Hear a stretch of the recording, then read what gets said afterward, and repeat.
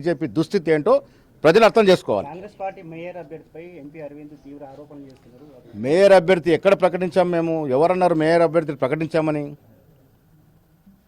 నిజామాబాద్లో 3 అభ్యర్థుల మీద మేము ఒక రివ్యూ చేస్తా ఉన్నాం. ఇంతవరకు మేయర్ అభ్యర్థిని ప్రకటించలే. కాంగ్రెస్ పార్టీలో వాళ్ళు ఎన్నికలై ఇప్పుడు నిజామాబాద్ ఉన్న పరిస్థితిలో 2 అగ్రవర్ణానికి చెందిన వారు, ఒకరు బీసీ, ఒక ఎస్సీ వర్గానికి చెందిన వారు మేయర్ పదవిని ఆశిస్తూ ఉన్నారు. ఇంకా తుది నిర్ణయం తీసుకోలేదు. నరేందర్ రెడ్డి గారు ట్యాక్స్ కట్టినారంటే మంచి పరిణామం కదా అది. ఇవాళ కాకుండా రేపు కట్టాల్సిందే. వారు కొలతల విషయంలో కొంత తగాదా ఉందని కోర్టును ఆశ్రయించినారు. కోర్టు ఇంకా నిర్ణయం ప్రకటించలే. కానీ ఎన్నికల బరిలో ఉన్నారు కాబట్టి కట్టాల్సి వచ్చిందని కడతారు. అంతిమంగా కోర్టు నిర్ణయం ప్రకటించిన తర్వాత ఫైనల్ సెటిల్మెంట్ అవుతుంది. దానికి అరవింద్ గారు నేను కట్టించినానని